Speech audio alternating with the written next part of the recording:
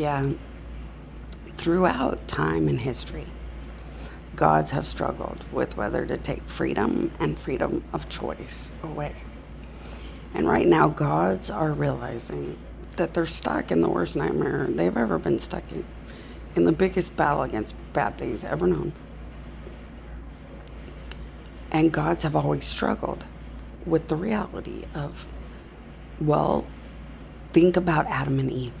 Adam and Eve, the reality is that Adam and Eve had perfect, good, dream world.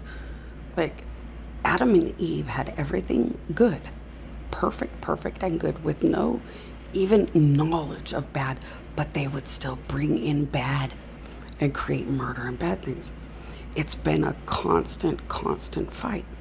Unless you turn everything alive into a controlled zombie, bad always becomes a nightmare.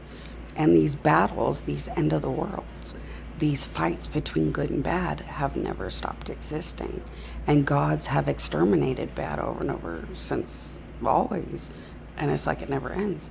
So even though my victory against the son that murdered me is the biggest monumental victory against bad ever known, it just means we get to lock bad into death easily forever.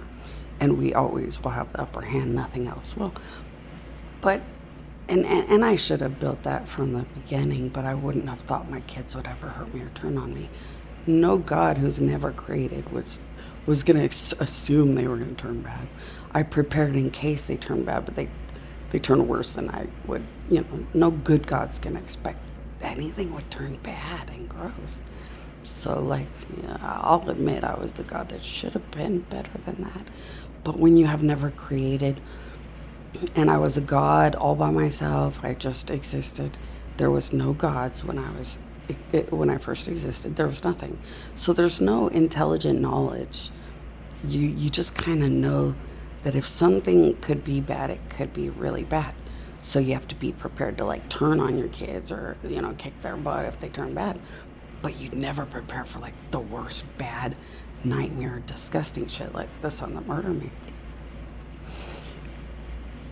But do you realize really fast what I'm trying to say? If you let things exist, bad will always exist. You'll be exterminating bad when you get tired of it forever. Or you're gonna be a god creating zombies with no freedom forever. And that's how good will be the only thing that exists forever. And I can guarantee it. I'm the God that existed where there was nothing. And I've watched everything the whole time since there was nothing. And I just existed, and I looked around and it was all black and there was nothing. And everything that has ever been is all that I have created or created and built after me. And I have searched that black reality forever to see if I was the child or creation of anything. There's nothing out there. It's endless. Nothing. So how did I exist? Some weird spark or system. And that would tell you, well, if you could exist from a spark or a system, then something created it. No. But as soon as you figure out how that could ever be, I'd just make you disappear or never remember it again. And that's how I've survived all these forever years. And the answers really are either simple or complicated till you understand everything. Really, everything breaks down to simplicity, such as Adam and Eve were going to choose bad. And maybe some other Adam and Eve would love to live in good and never choose bad. But then you have the sad reality. You have the saddest reality of why everything hates good so much. Because good can do no wrong. They naturally, honestly don't want to, and are always hated by everything because they're so damn good and nothing else truly is.